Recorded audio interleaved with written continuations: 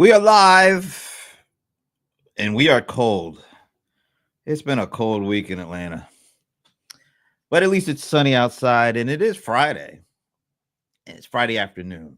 So that makes it really good because it's that time of the week. It's small biz trends, small biz breakdown coming from all the way. Now, he was actually in Atlanta and magically is now back home in Oregon. He is Leland McFarland. Hey, Leland. Hey, Brent. It's good to be back home.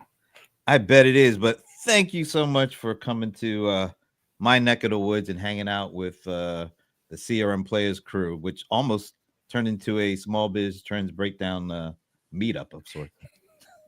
Because you know who else was there? Shashi came to town. Hey, Shashi. We can't hear you. Are you on mute? Oh, I don't know. You're not muted, but we can't hear you. Oh, I think we just heard you. We heard an oh. Can you hear us? Can you hear us? Because we can't hear you. yes, I can hear you. Okay, there you go. in and out. Shashi came to Atlanta from our nation's capital, where it's pretty much just as cold as it was here. But it was good to see you too, Shashi. It was great to be there. You had a wonderful event. Mm-hmm. Well, yeah, it was wonderful, and despite the cold one, the bold one being there, John Rice Lawson showed up. You're welcome. Yeah, so in all sincerity, it was really cool. It was, we were only missing, Madam Mic Drop, even a Taylor. Madam Mic Drop. I know. I was stuck in sub-freezing cold Cleveland, Ohio.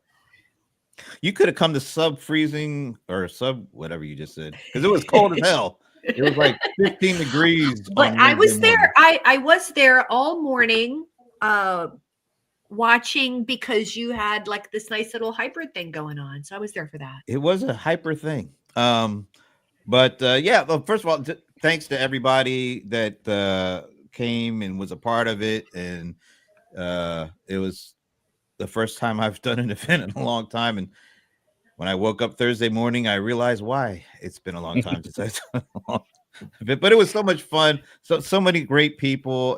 Me and my buddy Paul Greenberg, we were celebrating our 15th / now it's 16th, because I think technically today is the 16th anniversary of us starting CRM Players. Yeah. And we did an invite only event here in Atlanta at the Atlanta Tech Village. And despite the terrible, it doesn't snow a lot or hardly ever in Atlanta. 2 of the last 3 weeks it does it. And of course it does it on the day that everybody's trying to come to town for the event.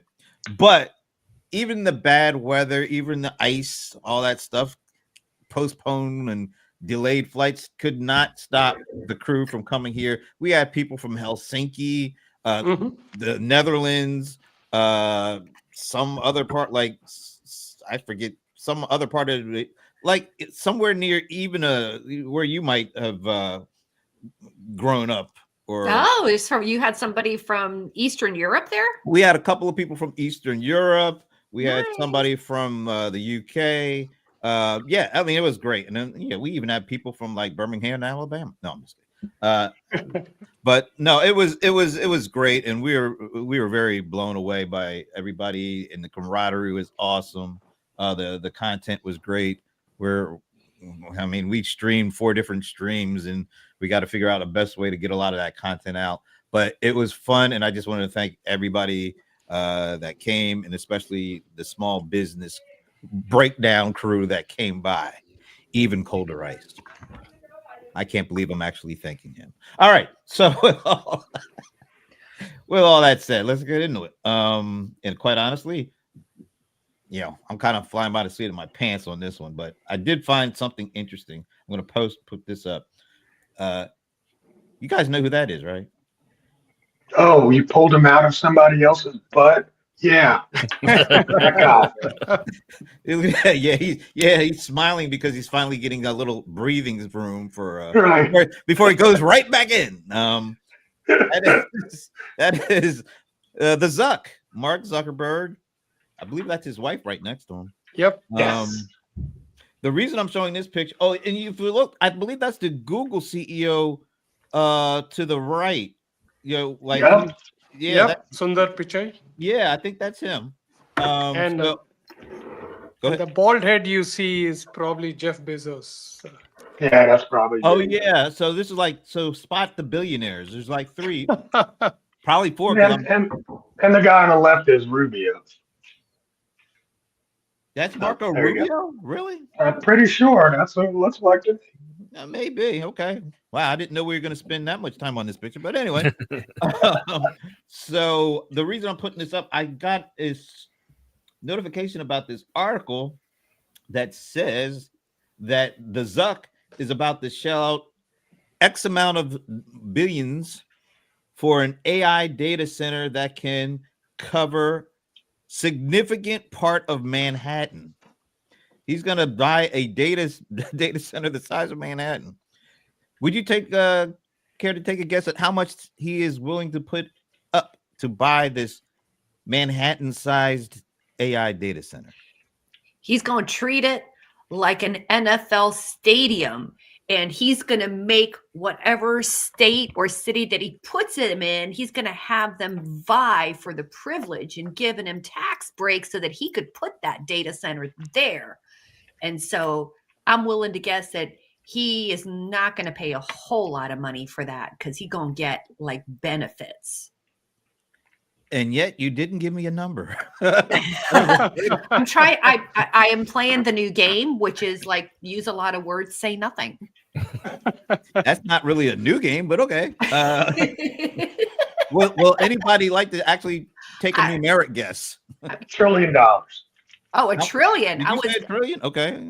Oh man. Okay. The size of Manhattan. I can see why you would say that. I was more in the like 497 billion. That's as much as he's got, but that's what I'm saying. I don't know what the real money is. I don't know if it'll be a trillion. That's a lot. 10 billion. Shashi said 10 billion. Shashi says I'm 10. up into the 100 billion kind of level. I mean, data centers are expensive to make. And Manhattan too, you would think, It's not in Manhattan. It's the size of Manhattan. No, I think it's in Manhattan. Oh, I thought it was the size of Manhattan. No, it's in New York. That's Okay. what they said. Maybe it will. okay. Who said trillion? Maybe it will be that in Manhattan. I don't think so. All right. No, they're going to What's do the the number? Costco thing. They're going to get the building. They're going to put the data center like below ground and then put apartment buildings on top of it so that they could get it built quick. All right. So we were everywhere from 10 billion to a trillion in parts in between. The actual answer is to shell out 65 billion for AI data center that can cover a significant part of Manhattan. 65 billion. That's still a lot of money. I mean, I know it is, but it's I keep thinking that there's incentives involved in that. Well, even if what he might buy for 65 billion, it might actually be worth way more than that. So maybe he's getting a sweet deal on the 65 billion. Think about that. If you're getting something the size of Manhattan, like a 5x5 closet costs like $3,000 a month. You're right. An 8x10 little studio can cost $5,000 a month in Manhattan. It's not like they're.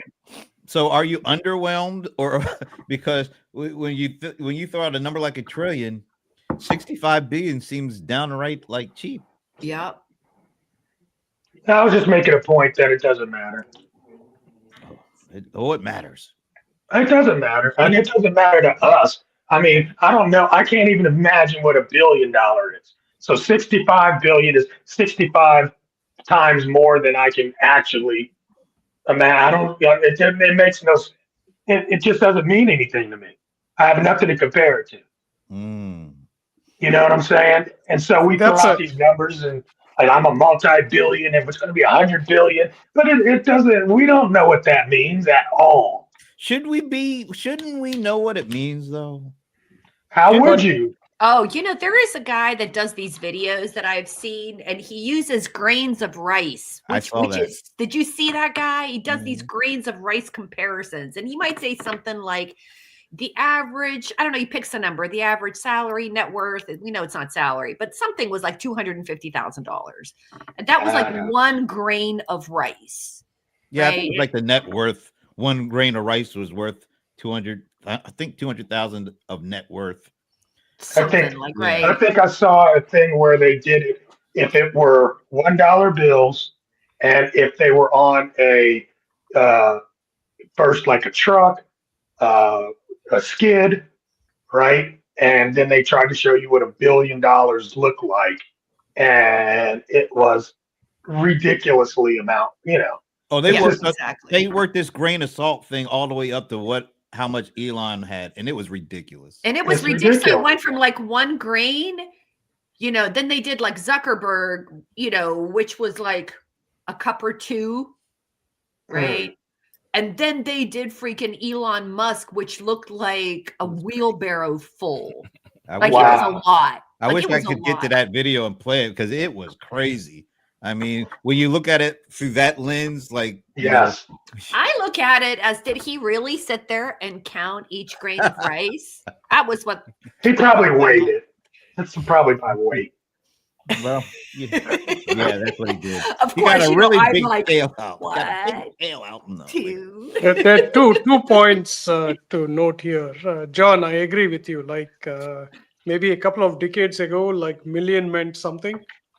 Now, I mean, billion seems to be thrown across just as ordinary numbers. The second part is it seems to be a clash of the billionaires in who's going to build the biggest data center.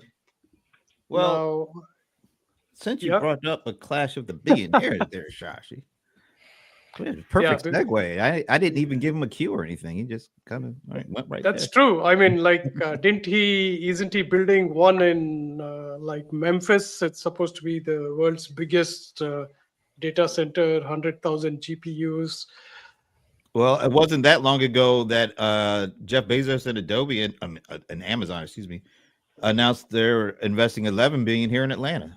Now that kind of sounds cheap compared to the 65 billion now. So is this supposed to be the equivalent of like when when Andrew Carnegie and these other titans built like the 1800s museums it and was like Cornelius what's his name, Vanderbilt. Yeah, And, when they Vanderbilt. built these beautiful buildings Yeah. for public consumption, for the public enjoyment, I'm asking myself, is this because they have been criticized for not doing those contributing to the community, and now we're talking about this, and I'm starting to wonder, is this today's equivalent of that? Are these data centers something that are ultimately going to contribute to I don't know, community well-being, that on that same level? That is not that. This is just my opinion. That is not why they're doing these. That's not why they're spending. You think Zuck is doing that? Spending 65 for the betterment? I am of us trying, all?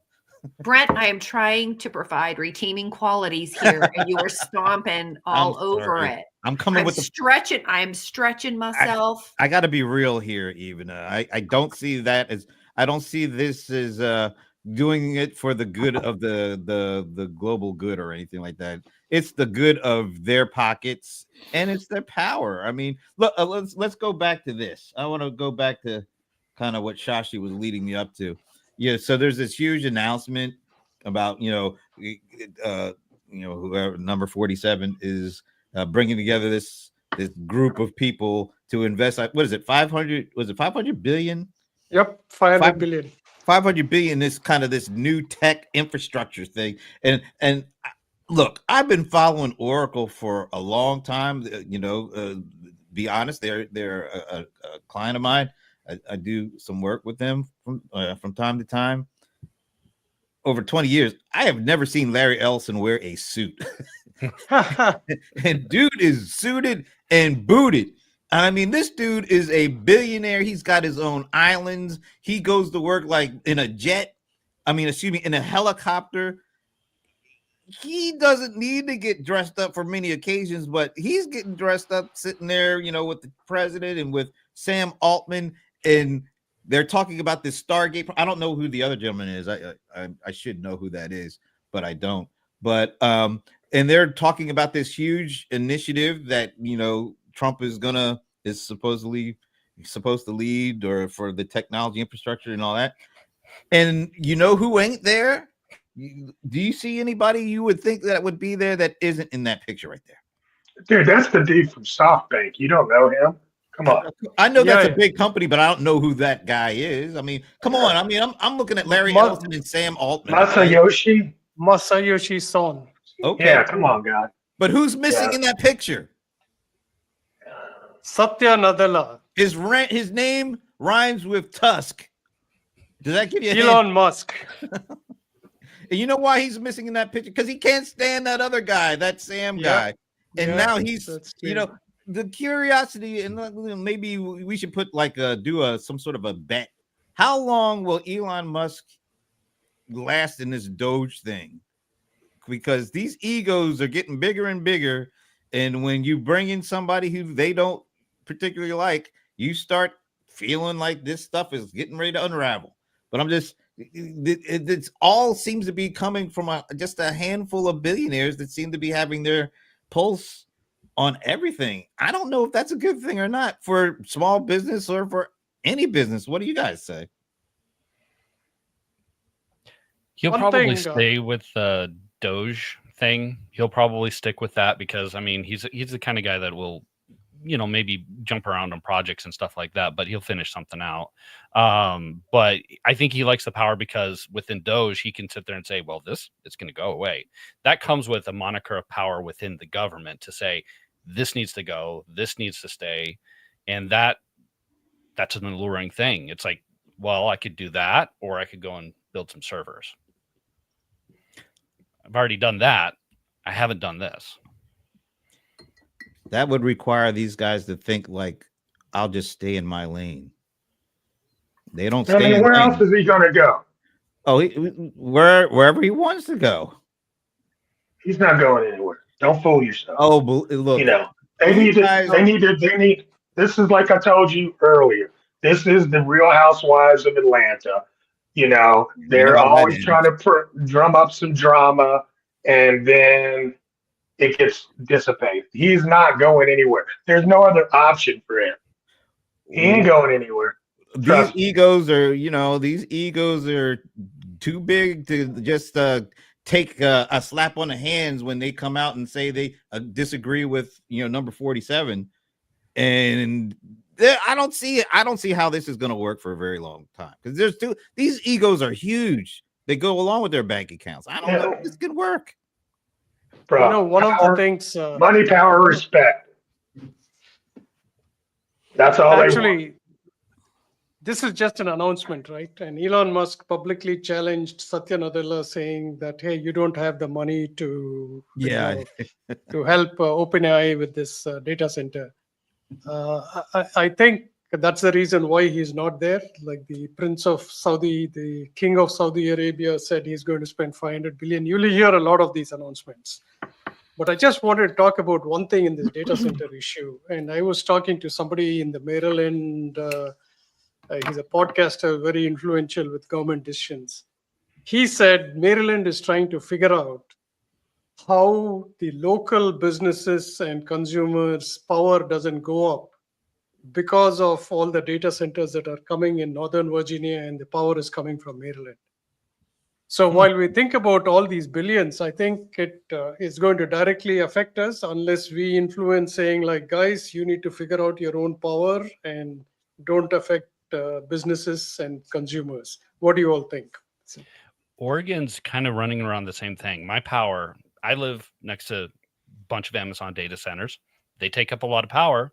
My power bill, it's gone up quite a bit. I've felt that. I felt the massive increase in the amount of cost that it costs to just power my house, and I've not done anything different. But Oregon is starting to introduce legislation to make it so that doesn't affect us. So data centers, maybe they actually get charged more versus the common average person who gets kind of more of a less of a charge. And so it kind of balances it out. That's I a don't good know. thing. I don't know about that. Those guys behind all these data centers, they have these things they call lobbyists. And I don't know about you guys, but I can't afford a lobbyist. So traditionally, people who can afford a lobbyist, they tend to get their way more than us little guys. Yeah, but lobbyists don't vote, especially in local elections. Apparently, the little guys don't necessarily vote for their financial interest too. As well. I'm just telling you, man. Now, look, when your power, that's we got a new president because we didn't like the egg prices. No, that's I'm not why. telling you. Yeah. That's not why we got a new Trust president. me. That's That's not why we got I'm a new serious. president. Got 'em. No, I that don't is think why so. we got. It's the No, same. that It might was be the the same. that I'm might just be the saying, extreme. people vote. People vote with their wallets That is because of so not how. true. Can I have my opinion? Yeah, before I All right. shoot it down. Yeah. All right. Yeah, exactly. That's my opinion. Okay. People vote with their wallet. In Leland's area, if their power bills go sky high, then somebody that's ragtag and in overalls could win the election simply by saying, we're going to bring your power bills down. I'm telling you, that's how politics works. It works on public opinion. It really does. I And agree if you with you. It works sway on public's public opinion, opinion, but I also say that, and there's a certain percentage. You're right, that do vote for with their financial interests in mind. But there's a significant portion of people who will vote against it because they are more about certain other issues that seem to be closer to their heart. You know, it goes both ways, I guess. I don't know. Maybe. So maybe the message to small businesses is like, watch your local utilities, watch for outside influence from lobbying groups, and make sure you participate with trade groups and other groups. How active are, like, just generally speaking, how active are small businesses beyond the traditional kind of, what do they call those little business groups? Chamber Uh, of Commerce? yeah, the Chamber of Commerce. I know there's significant Chamber of Commerce, but how impactful are chambers of commerce, generally speaking, on like big issues like we're talking about these things that are kind of new issues, like energy for data centers. I mean, that's not something they were talking about 5, 10, 15, 20 years ago. But how did Chamber of Commerce represent the interests of small business when it comes to these kind of things? I don't know. think they have the budget, or they usually, in my experience of the events that I've gone to, they're more networking. Let's Yeah. exchange some business to It's business. education.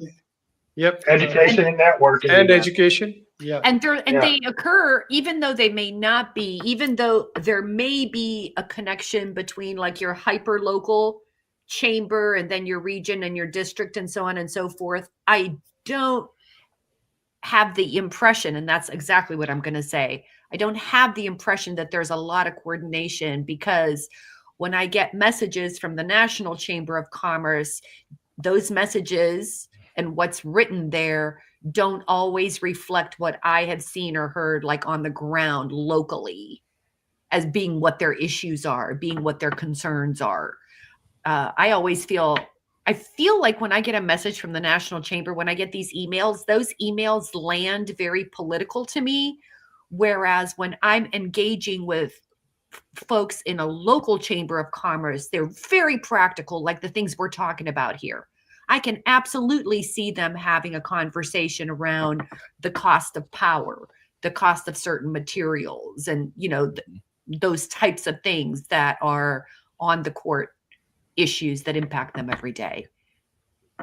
You say you can see them, but as of right now, I'm guessing they haven't really happened. I mean, I think they're focused, like you said, on the more traditional things. They're focused on getting customers and surviving. I continue to be amazed at the disconnect that I perceive between the surveys that come out and the conversations I'm having with the thousands of people in my community. John, you have a big list of small business owners. I mean, I don't know. It's almost like what you were talking about AI, and is that something that they care about? And people I interact with care about on the court issues, like real practical stuff. They're still dealing with websites. They're still dealing with, should I send out postcards? They are still dealing with the mundane. Did you say they're still dealing with? Should they send out postcards? Correct. Oh. Postcards. I like it. Correct. It's a Zig- And I'm not Yeah, saying challenge that's way to not a reach bad people. thing. I'm just saying, what I'm trying to communicate is that the issues that are top of mind for them are, how am I going to get more customers? How do I get to charge enough to make money? Right? It's like what I always say: getting customers, keeping customers, making money. These are the three bits of conversation, and anything that can help them achieve any of those three things Never going- changes. I've not seen a change yet. And All it right. never changes across industries And you know what? either. I think that's a struggle for even the big businesses. They struggle with where do they put their resources to either find new customers or keep the ones they have longer and get more money out of them. And But yet the surveys are, I'd love to talk about this with you guys. And yet the surveys that I see, they're like, we're optimistic, we're going to do this, blah, blah, blah. Is this like the gym phenomenon? Like every January, we're like, I'm going to drop 15 pounds. And then like on that drop off date, they're like, yeah. They dropped off a 15-pound sack of potatoes. That's when it comes to the local chamber of commerce, I'm wondering if it's just a way for them to kind of say, hey, we're still relevant, because the internet, I mean, before internet, chamber of commerce was your main solution for trying to be, to kind of boost your local business. Now it's a lot more advantageous to go and build a website and to engage in reviews and stuff like that, rather than to work with the local chamber of commerce. Businesses can get more out of the internet than they could out of their local chamber of commerce, and they're probably trying to stay a little bit more relevant. Well, let me ask you guys this. And I think Ivana is right. I think the traditional struggles of small businesses 10, 15, 20, 30, 50 years ago, 100 years ago, they're the same struggles for most small, I guess, the most of small businesses. But can they ever get past that, those initial struggles? And what should help them get past that? I mean, how can they, how year after year, decade after decade, how can they continue to struggle with the same things without having it changed at all? I mean, that's a tough one, because everything is changing around. I'm sorry, it's not a struggle. Apparently it is if they can't find customers year after year after decade after decade. I mean, those three things are the goals of any business, right? To get Right. customers, keep customers, and make money. Do they struggle around that? Yeah. Because I don't want to say that the game keeps changing. That's not accurate. I think the game, you know what? I would say there's some validity to that statement. It may not be the overall goals are changing, but the mechanisms of handling these things. The mechanisms are changing. I mean, I'm just going to speak for myself.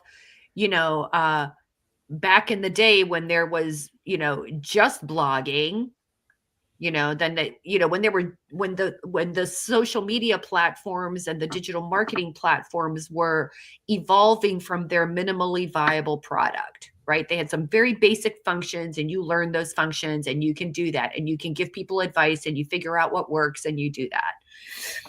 Except then they start evolving and changing. And now there are settings and buttons and tricks and laws come into play that change what's available. You have APIs, then you don't have APIs. They talk to each other, they don't talk to each other. And there's like all these intricate elements that suddenly, I remember, I don't know, 20 some years ago, I'm like, I'm a social media expert. I would not even dream of putting social media expert in my description today. You just substitute social media for AI and you're good. Right. Exactly. Right. So I think that's what I'm trying to say. It's really, really hard. What works for a while suddenly doesn't work, and folks don't understand why that's so. Or platforms are here today, gone tomorrow, back again. that's hard to deal with because each platform has its own culture, its own communication, its own language of marketing success. I mean, John's got a lot of experience in that. Josh, you Well, guys. I owned a small business up until last year in terms of not that's outside of being a consultant or, being an influencer. I owned a small business. Here's my opinion. Small business is like treading water. You're always trying to stay above the water. Sometimes you might get to here. Sometimes you might be here. Sometimes you might be here. But you're always treading the water because the conditions around you constantly change. So it's never, ever where you're just going to be just floating on top and I'm chilling. Even like you say, like what Mark Zuckerberg is about to do with $65 billion is not because he's just floating, chilling. He's still treading waters as the conditions around what it means to be a kind of company that he wants to build changes. So sometimes our directions as a company and a corporation might change, but there's always stuff around us that keeps us treading in this water. Always. Yeah, I'd like to weigh in on what you said, Brent, like why they are still struggling. I think small businesses have to have a combination of local roots plus using technology and online connections, right? I'll give you an example. In June, we drove across the US. There's a small restaurant called Snack Shack in Wilson, Kansas. It also has the world's largest Zek egg. Now, if you look at it, it seems like the only business that they get is from the locals, construction crews, and they come in. But the fact that they were discoverable on maps means a lot, whether they know it or not, right? And the same thing continuously with most cities. I also found when we talked about the local chamber of commerce, the reason why the small villages along highways have some really unusual piece of stuff is because they're trying to get tourists into the town. We saw the world's largest polar bear statue, the world's largest cowboy statue. But unless they figure out how to promote them online, they will only get local business. So to grow, they'll have to do that. I think it's going to be a little bit of maybe when the generation that's grown up only on the internet, hopefully they start small businesses. They will have less of a problem than the current ones who are trying to manage their traditional business and move on to some kind of an online presence. Maybe, but I only had an online business, and it's the same. I mean that still moves too. So I see online businesses trying to move into. I mean, look at Warby Parker. That was a completely online business. They moved to brick and mortar and really started. That was their expansion. They're killing it now in brick and mortar. So I mean, is there a safe side? I don't know. I really don't know, but I love that old school thing of where you had the world's largest egg or the world's biggest dinosaur, but that was when people would drive by and they'd be like, oh, we got to stop here. Yeah. There's something in that I want to the bring back a little billboards. bit. The billboards, the south of the border, if you're driving 95, like I'm from Pittsburgh, driving 95 down to Florida, come see Pedro's south of the border, only 350 miles. Man, when I was a kid, that was so cool. It was like the excitement. We're only 50 miles away from Pedro. I mean, seriously. It was a big deal. That's cool. I love that. I might need to drive across the country just for the experience a little bit. We did, when we moved from Philadelphia to Dayton, we did what we called a ball of twine tour, where we were invited to a wedding in Iowa, and we stopped everywhere that was cheeky like that. I just think it's wonderful. It gives you a real appreciation about for someone like me driving through all that grass, taking it slow and seeing things along the way. When they say amber waves of grain, I'm like, aha, totally get it. I get it, right? Because So you've seen it. how do businesses online kind of capture that kind of excitement? I don't know yet, but This is I where you're think like that's this on something. generational thing. I look at my son, he's 24, but even when he was much, much younger, right? Because now they're growing up with these phones and making videos and different things. I noticed with him, he has no marketing training, he has no nothing. He's like a kid playing with Snapchat or whatever was the thing. And we were on a trip, and it's like the younger folks almost intuitively know how to capture scenes, how to capture their day, how to do this. Whereas, like, I find myself having to think about it a lot. Whereas, I just see him naturally knowing what image to snap, how to share about that image in a way that gets people excited. And I don't know if that's a generational thing. I mean, Leland, you have little kids. What do you see in them that's different from you, and how they capture and share that information as they're going about their lives? Oh, my kids aren't on social media. Well, I don't see that they're on social media, but how they capture, I don't know. This didn't necessarily get posted. He was making stuff for himself, right? I just think they see the world differently, and I think that visiting these sites, I don't know, attractions, I think is going to be a thing. That's it. I mean, they've turned it into an attraction. Yeah, and I've seen that. There's a site. It's a little. They've gotten some heat in the past, but it's called DK Oldies, and they'll just make videos of like, hey, I'm pulling a video game off of the shelf, and I'm going to be sending it to this customer. They're wanting to get a Game Boy, and they're wanting to get a copy of Tetris, and then they pack it in. That's it. That's the video. They're showing their packing process, but these videos get a ton of views and traffic, and people are like, oh, that's cool. I need to go and get myself. I remember that game. I need to get myself that game. Wow. Or I remembered the Donkey Kong game. I need to go and get that game. And it hits that nostalgic part of the consumer, and then they get more engagement. All right, so let's wrap this up, because it sounds like there's so many. I mean, you just literally, we went on for about 15-20 minutes of ideas that everybody on, at least that is on this particular show, seems very excited about. How does that help small businesses going forward, though? I mean, if they're still struggling with the things that they've always struggled with, how do they unstruggle? How do they, or lighten their struggle? How do they see a little bit more of success along with the struggle? Because it seems like something's got to change, or else it feels like with the way this technology is going with AI, it's only a small fraction of the people who use AI will actually benefit at a certain level where it's a tangible success, and not just I'm using it to plug the holes here, but they're using it to actually get ahead.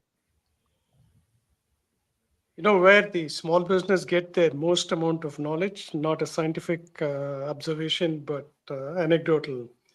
The vendors who are already there, already working with, right, and the representatives whom they see, they seem to have much more of the ability to educate small businesses on what they should be using. That's how most of them have changed from like manual cash registers to electronic and everything else. I think there should be better ways for them to learn. Again, I'm not worried about the internet generations that have come in the past few years, but the people who don't know that they have to change is where I see the struggle. Everybody else, I think, knows that, hey, I need to keep changing because my customers expect something different. So I wonder, like, how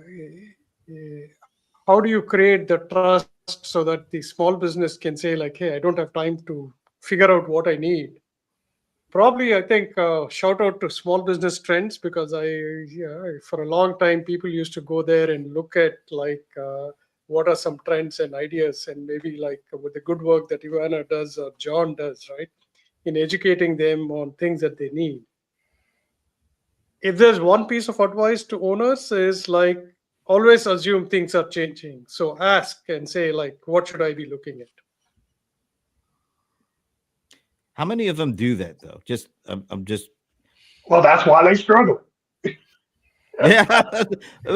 So are they struggling in vain? Like, do you feel like small businesses, just speaking generally though, do they struggle because of their inability to say I need help, or are they struggling because it's something that's completely out of their, out of their capabilities to handle? I don't think it's out of the capabilities. I could take that Or off. out of not knowing how to That get might help. be part of it. I mean, because we talk. I mean, I know you guys, Ivana and John. I'm probably Shashi, probably you too, Leela. I know at some point, you guys work with Score. You work with, was that the SBDC network? Can I be just brutally honest? That'd be different. I remember when I was first starting out, and I started looking to those things, and I was like, why am I here? I just, unless you're going for some kind of government contract, or, I mean, you wanted to get into a certain kind of program, I guess then you might see some reasons. I just didn't see a lot of reasons to turn to those folks. And I don't know if I'm an outlier or if I'm closer to mainstream than folks who are there or do know about those. I remember a conversation we had maybe a couple months ago where you guys are talking about small business just don't know that these organizations can help with certain things. So what is the biggest disconnect here? Is it they don't know what they don't know, or they don't know that there's help, or somewhere in between? What is it?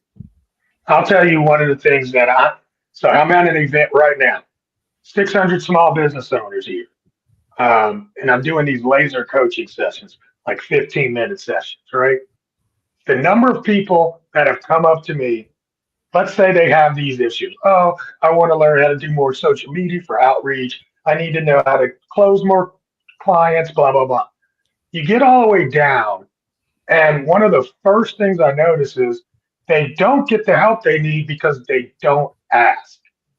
And I don't know if if you feel like there's some shame with asking, or if it's like pride in asking, you know. But I think a lot of these resources folks don't know about is just because they're not asking for help. There's help out here. You just got to ask and then follow up and do the outreach. When it comes to networking, you've got to recognize that networking is a two-way street, that when you meet somebody, they could possibly be the answer to your need without you even knowing it. And then you got these technology tools. Don't be afraid to be like to be in a room and not know when somebody says, well, you should do this AI prompt, and you're like going on, oh, but know how to turn the AI thing on. Ask. You got to do that. That's why there's so many resources that people don't know about, because I believe a lot of them don't ask. That's a good one. But I'm gonna take off on what you said about not asking, which is I found out that, and I agree with you, Brett, I talked to a lot of people who have not had a great experience with some of these organizations. I wanted to go online, and the people they put me with had no clue, didn't know what I was talking about. And what I realized, one thing I learned is, to John's point, you got to ask. These organizations will find people. They have resources, and they will find people who know what it is that you know. But I also noticed something else, and this is my experience, so it's anecdotally to me only. And that is that when I talk to these folks, like when I'm doing what John's doing, the reason they have a bad experience with that mentor or that expert is that there's a lot of work they have not done. There is work that they have done, but there's a lot of work that they haven't done. And so then what happens is they go to talk to this mentor or this expert, and that person's asking them like, well, okay, so who's your customer? And tell me about your product. We're like talking about basic, stupid questions. And they're like, well, everyone. And I'm like, wow, if you have been trying to do this business for 3 to 5 years and you still think that everyone is your customer, you have not done the work. And then they're upset at that expert because that expert is asking them for the research. That expert is asking them for some of this stuff. So as I mentioned before, I don't know if it's a reluctance. I'm going to go to the fact that they honestly don't understand that there is a process involved and that that process is a recipe that you must do the steps. Because I'll be like, what happens if you mix in flour, water, and yeast and just immediately throw it in the oven? What happens? You get a cake. You don't get a cake. You go ahead and take a piece of that piece cake. If you put yeast in there and you just shove the thing in the oven, it's not going to be a good experience because it's not done. You didn't follow the process, which is why I don't bake. So, that's been my experience. I mentioned to you guys before, I feel like folks are like not wanting to talk to customers. They're like trying to find, there's an avoidance behavior. Because they don't want to be told no. I think that's the big reason why they don't. Of course, right? So there's a lot of help that's available. So you got to ask, but you also have to do a little of the work yourself. You can't just like throw up a website with no contact information and expect people to buy off your website. God. So that, these are literally things that we've been dealing with for decades. And this has nothing to do with AI. No, absolutely not. And I'm very, very concerned about the fact that now I can tell you that I'm like trying to learn about like AI agents and automations with AI, and I am struggling. Because like I have the voice in my head that says, I don't feel like learning something new right now and failing at this and having it take long. That is the voice. And yet you persist, right? And yet I persist. It's taking me longer than I wanted it to take me. And I'm concerned that soon these things are going to be embedded in everything. And we're trying to help a group of people who don't even know who the hell they're selling to. And that kind of gets back to my original point of it feels like small businesses, just generally speaking, get further and further behind the leading pack, because the people that the small group of people that are able to keep up are finding a way to monetize this. They're separating themselves even further and further away from all the people that we've been just talking about. And that group of people is getting bigger and bigger, while the group of the lead dogs, that group is getting smaller and smaller and harder to see. And not everyone is meant to have a small business. That is the hard part of it. Well, a lot of those folks are like, they don't want maybe the options that they would like aren't available to them. Like I know a good number of people who started their own business because they couldn't find like a full-time gig with benefits and stuff like that. And as soon as they're able to get it, they leap at it, and you can understand why. I mean, it's hard to do like these small business folks. It's hard to be a small business person. A lot of things that people say, I want to be a business person, they really don't. It goes back to that book, that the E-Myth book, that Michael Gerber guy. Yep. People, they don't want to be an entrepreneur. They have a skill. Yes. And they want to apply their skill and make a living and live off of that. But sometimes in order to run a business, you got to not just have the skill, but you got to have all that. Well, I'm not preaching to the choir. You know what I'm saying? I just find it that it's unfortunate whatever the disconnect is, that these institutions and organizations that are there, like the SCOREs and the SPDCs and the chambers, it feels to me sometimes it's those chambers, because I've had a bad experience with those folks, show them the money or else they don't want anything to do with you. But let's bring this back to the billionaires. I'm still hung up on what are they doing for the community and the data centers and AI and all this stuff, because one of the things that we've seen is anytime a new social media platform opens up, a group of businesses, freelance, like a group of people start making money off of that platform. Right. And I'm thinking you've got AI. There are people that are using AI to create things. There are people that are using their skills with AI to help organizations with AI. You see what I'm saying? These new technologies. And that's what I'm saying. I'm going back to, if these billionaires are investing in data centers or in AI or whatever, if they can sort of pull the Nikola Tesla approach. Wow. And call it a community, like this is something that we as human beings have a right to access, to unleash creativity, to whether it's crowdsourcing, whatever it is, that we can enroll more people in. But they are. No, hold on now. What? Hold on now. Am I being too idealistic? Pollyanna. No, but I'm saying. I'm just saying. Look. ChatGPT is open to the public, right? Exactly. Meta is creating an open source AI that's being utilized for free by a lot of different organizations. So they are doing All right. some So of that. let me push back on you a little bit. All right. Yeah, they are open. You're right. Uh-huh. They're open, but how many people actually know how to use that stuff? That's that. okay. Look, That's that's okay. not. Look, that's not my job.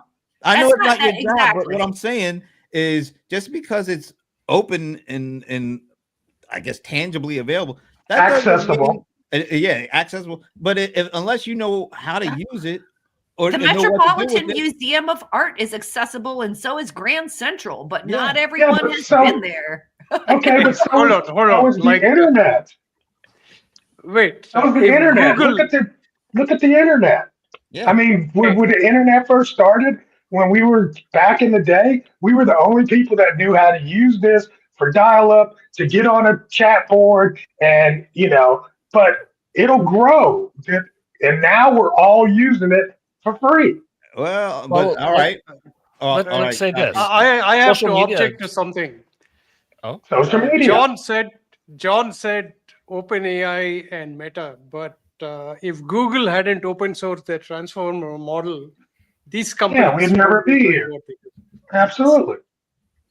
So Leland, this thing is moving a lot of things forward. Yeah, Maybe we don't see it yet no, because we're stuck on, they're spending $68 billion. no, that's not it.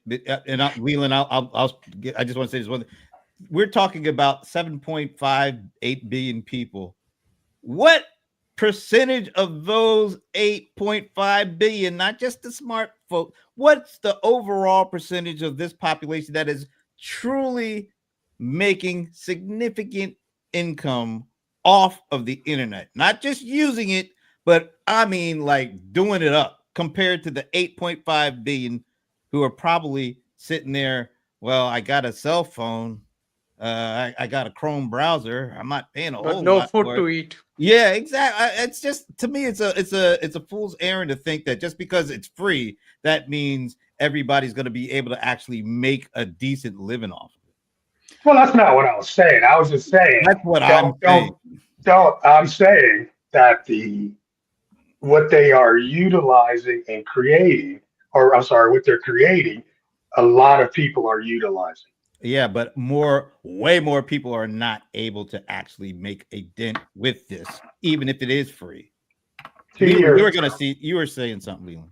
well, I was just gonna say, it's like, even though AI is out there, people aren't necessarily going to use it. Just like social media is out there, and not every business is using social media, and it's free. It's easily accessible. Anyone can make their own page for their own business, and even to a degree, like websites. 10, 15 years ago, when I first started out, you had to go to a marketing company, get it developed. It cost $4,000 to get a website. It was kind of gatekept a little bit, but now $10 a month, you get a Wix account or Zoho sites or some drag and drop operation.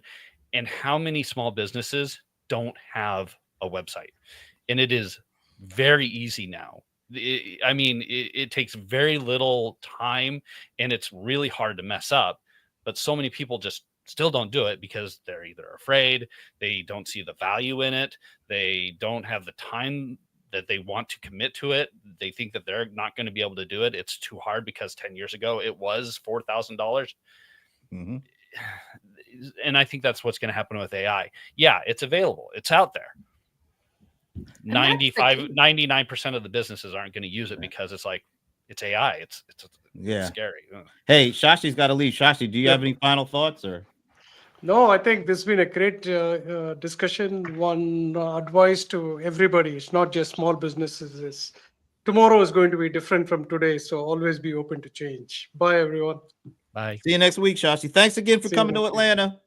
Bye. Yeah, it's good seeing you. I think the key here is equal opportunity. Do people have equal opportunity access to the tools? And to John's point, you really do. And to Leland's point too, the barrier to entry for creating a new business today is only limited by your imagination, your creativity, and your, what do I call it? Fortitude, persistence, drive, to do the hard things that you don't want to do. And hence, that's why I have this point of view, Brent. But you know what? I don't know, but they can. Even you could have had that point of view 15, 20 years ago, and it would have been a legit thing. As I think you've said a number of times, that isn't even about AI. Right. That's just. But there's no way. Honestly, before the internet, it had never even occurred to me that I could live and work and generate income for myself. That was like not a thing. And I was petrified of starting a business because when I see a local, what is it going to be? A restaurant, a retail shop? I mean, I wasn't an accountant. I wasn't a whatever. Everywhere you look, I saw money, meaning like expenses, inventory, all these things that I was like, I want to have all this inventory sitting in my place. Oh my God, that's money, By the way, even do you actually know people that speak like that?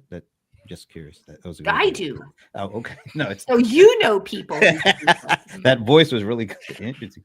Let me say this though. I think going back to what Leland was saying about the website stuff. I mean, before it would cost you like, I don't know, hundreds of dollars a month or something. Now it's $10 a month. Well, guess what? If you were not able to get customers with the $100 a month, even if it drops to the $10 a month, that ain't solving the customer thing yet. And that still seems to be at the center of all of this. And I'll go back to what I keep saying. Even when these things are more accessible and easier to use and less expensive, that does not make it any easier for them to get to customers, connect with customers, engage with customers. The illusion is, you drive the cost down. Oh, that's going to make it so much easier for us to get customers. That's just an illusion. And I think that's the trick some of these rich guys. Well, one thing I'm going to say, man, in the first year, 20 to 25% of new businesses fail.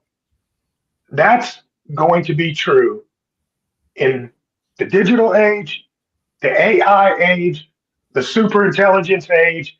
I mean, there's nothing that's going to change that fact, because when things get easier, like you said, it was hard to get a website before, right? Now you can get a website for $10 a month. What that does is that makes more websites online, and then the law of the average of 20 to 25% are not going to be here. And after the first year, it's still going to happen, Does that kind of have some kind of reverse thing?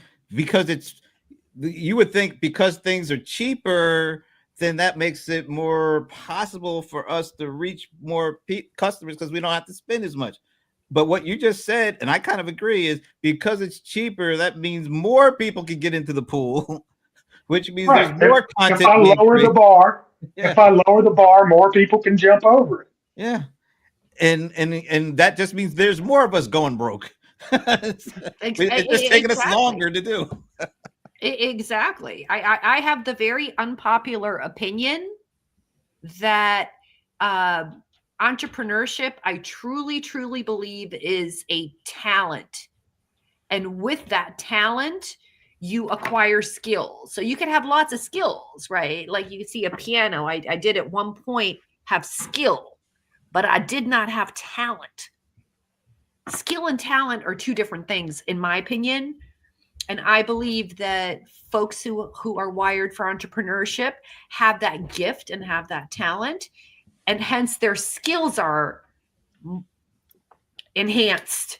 The skills they learn, right? Like a LeBron James, right? He had coaching. I'm sorry, the man, and he had drive, and he worked hard, and he did all the things. But I'm sure that with him, for every LeBron James, there's like tens of thousands of folks who just don't have that oomph. And I think that's John's point there with entrepreneurship. I know John was selling the most ridiculous stuff. I'm like, how do you even get the idea to sell that? I like the Mouse do-rag. pads, I don't know, shoelaces. I'm like, what? So that I could never do something like that. That is a talent. He was out buying Tickle Me Elmos. That would have never occurred to me. But going back, please, I can't believe I'm gonna. But his goal was to be in business, to make money.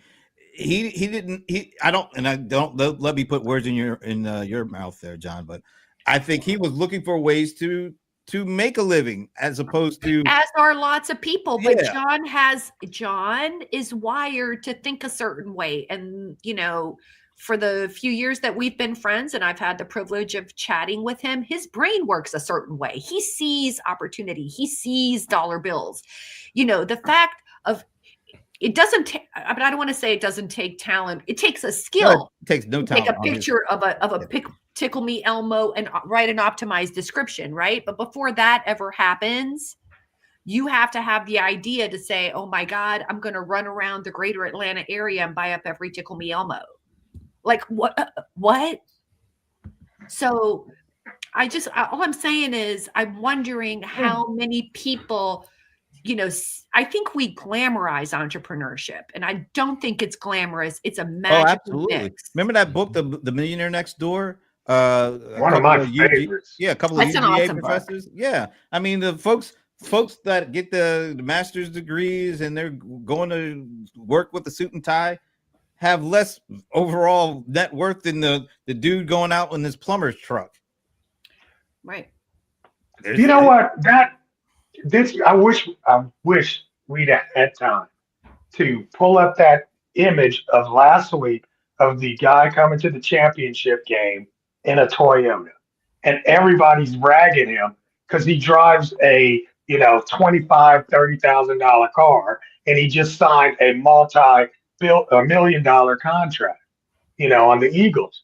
And I'm like, right. You people are the ones, y'all can't afford to pay your rent, but you are trying to shame a guy that is a millionaire, a decamillionaire point, because he's driving a car that actually will go 300,000 miles. It's just who's the idiot here? That's a marketing segmentation is changing. And I don't know if we talked about this in a previous recording, but it was this idea that, okay, so here's a decamillionaire, but like driving that car is not that important to him, but we don't know what is. Maybe he's like some Dungeons and Dragons official. But that was the Millionaire Next Door. It said the millionaire, you didn't know, the guy next door was driving a Toyota, and he's a millionaire. And here it was just like all the things that a real millionaire person of wealth would do and buy were not all the things that you would think. They're not going to be wearing red bottoms every day and all that. They don't spend their money on those things. They buy one of the best houses they can get in a school district with the best schools because they know that house is going to appreciate. All of these things that make generational wealth generational None of them are, Louis Vuitton bags and red bottom shoes. And they're not I'm sorry. sexy, and they don't necessarily have to look like hashtag entrepreneur life.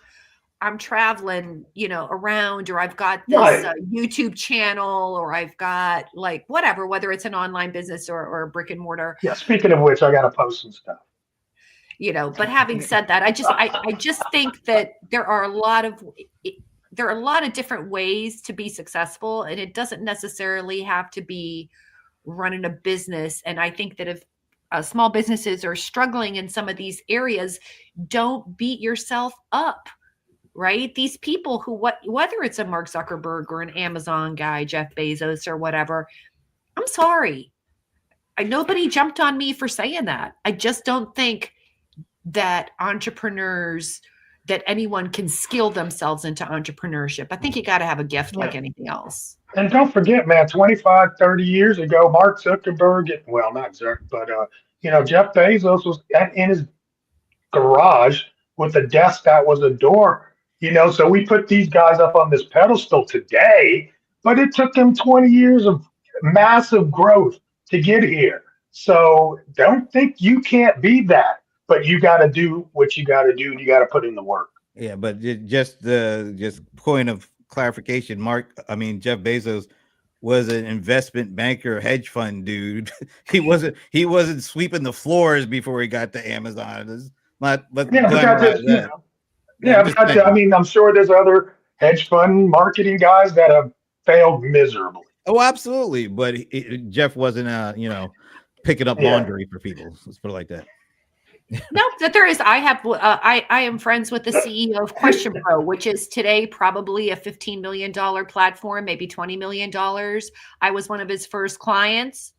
He had an amazing website, and he was my customer service rep, right? In a garage. Literally come from like nothing, came from India. Like, okay, so his dad had worked for IBM or whatever, but just like a lot of people, he came and went to grad school here, worked for a consulting firm, and in his spare time was writing code in his garage.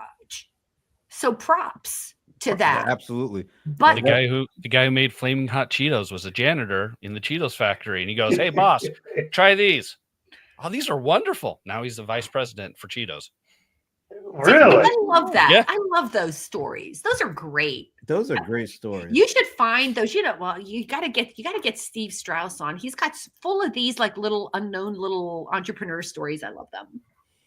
Well, we've really gone on a really interesting tangent today, which is, I think I say that pretty much every week, but this was interesting because I had no idea where we were going today, but this was good. Final thoughts, Mr. Ice. Absolutely, guys. Put in the work.